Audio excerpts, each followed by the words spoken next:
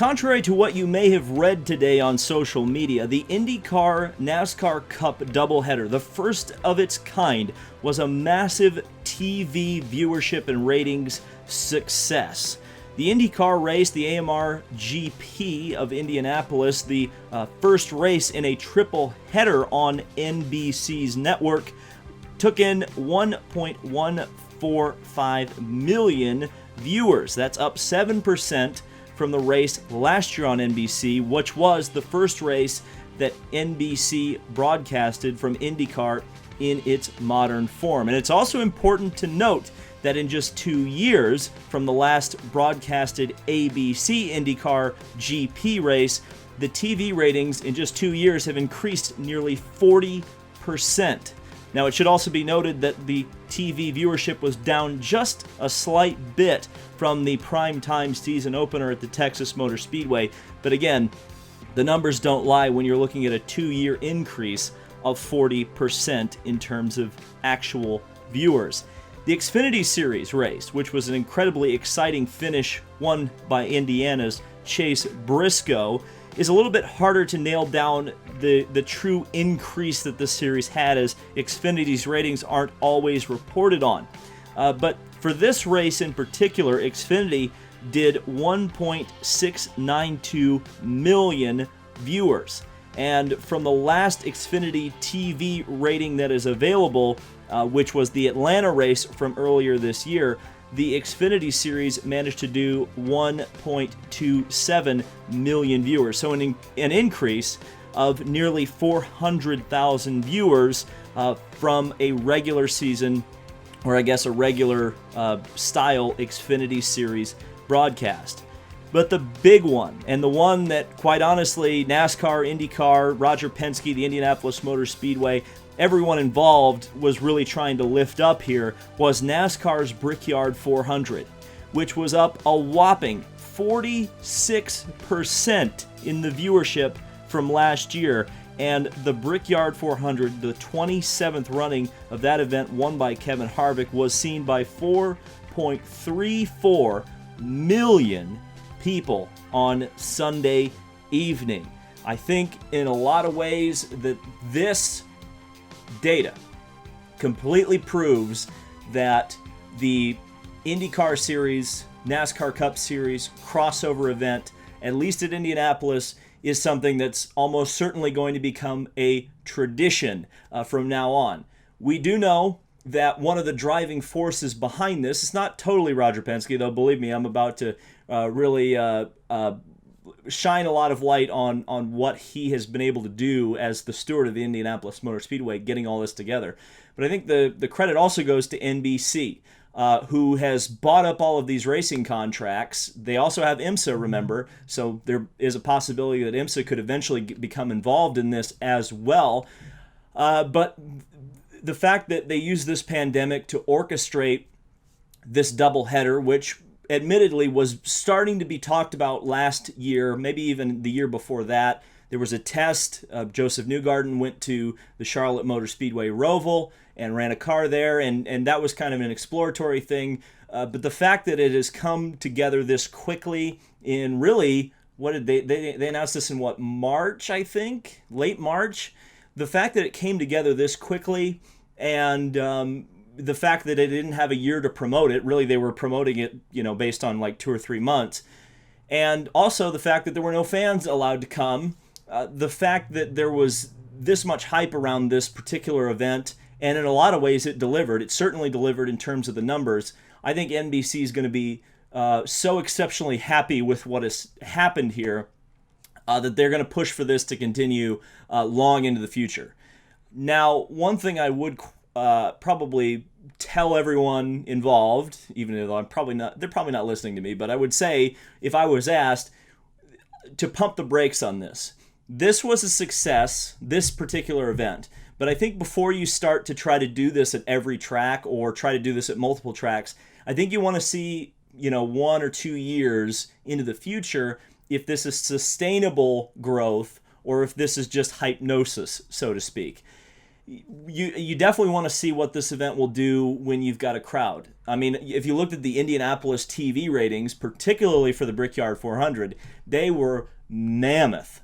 And in a lot of ways, that's because nobody was allowed in the speedway. Now, that being said, there was a huge crowd that gathered outside of the racetrack, especially during the Brickyard 400, which also makes you question why make the fans not come in if they're just going to congregate in a mass gathering outside of the track. But whatever, that's a question for another day in some politician's office.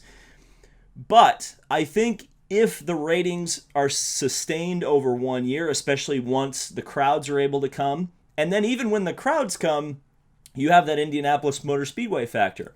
You know, something Roger Penske has talked about so much is the fan experience. That's what he's really been focused on in his first 100 days, and now we're past 100 days and we're looking beyond into what the future for the world's greatest racetrack holds under Roger Penske.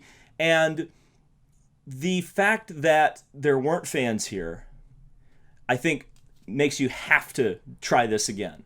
Because if you were able to get, half of the place filled. So we know the Indy 500 half capacity is around 150,000 or whatever. I think that's what they're selling for the Indy 500 that's supposedly going to happen with half the crowd this year. What if you could get 150,000 people to the Brickyard 400 again?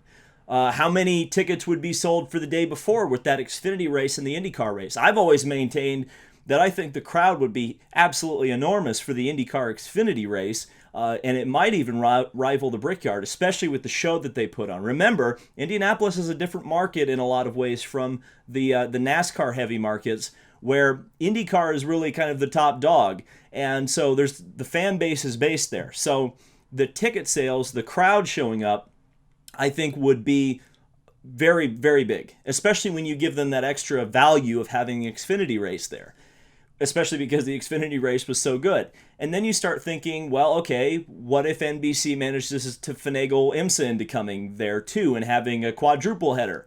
What about the Road to Indy? What if the Road to Indy starts running there? What if this race, like I've been advocating for, and I'm going to continue to advocate for this, is that this race just totally replaces the Indy GP, which is run in May, and totally moves to the Brickyard 400. Well, then you can run the Road to Indy there too, and then you've got, 6 or 7 different categories potentially, and then you could talk about the dirt race too, which usually happens on Brickyard weekend. So there would be every discipline pretty much under the known universe in the United States racing at the Indianapolis Motor Speedway on July 4th weekend. There's potential that this could be an absolutely enormous event. And I think that's what Roger Penske is going for here. At least I think that's what his play should be, because the Brickyard 400 by itself has not been cutting it. Xfinity on the oval was certainly not cutting it. I don't think anybody wanted, let's be honest, who really, outside of maybe NBC, really wanted to see Xfinity cars on the Indianapolis oval. But Xfinity cars on the road course, that was fantastic. What a great event that was. I mean, that was a classic finish. That will go down as a classic race. We'll probably be talking about that race 20 years from now. And that's exactly the type of race you want to put on when you're planning on starting a brand new tradition. And I think this will be a brand new tradition. This was something I talked about way back in the day when RP bought the place. I think he's not going to be unwilling to shake things up. I think he's going to go for it when he's got opportunities.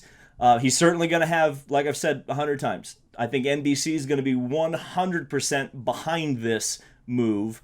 And quite honestly, I think from a motorsports community building standpoint, I think this is great as well. It's great to build a big event for these 3 series. I don't know. It's great. There's not a lot of downside. Not a lot of downside. I guess the only downside was that they didn't let fans in the building. But, ultimately, I don't think you can blame NBC or the Indianapolis Motor Speedway for that.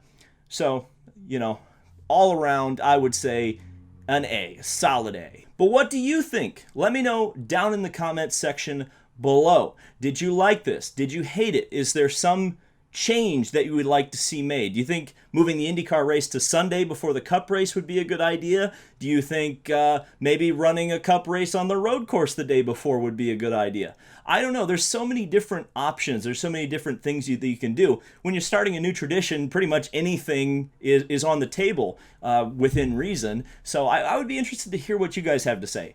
Got a big week of racing coverage to come.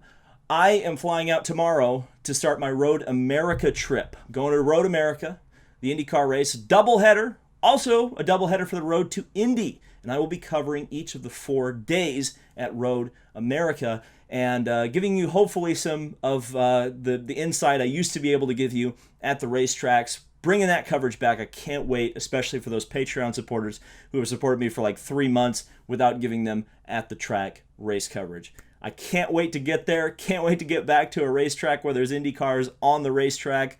Hoping I'm not going to get St. Petered again, but you never know. That's still a week out. So, and if it happens, I'll just laugh it off and keep going, I guess. That's what you have to do in this pandemic these days.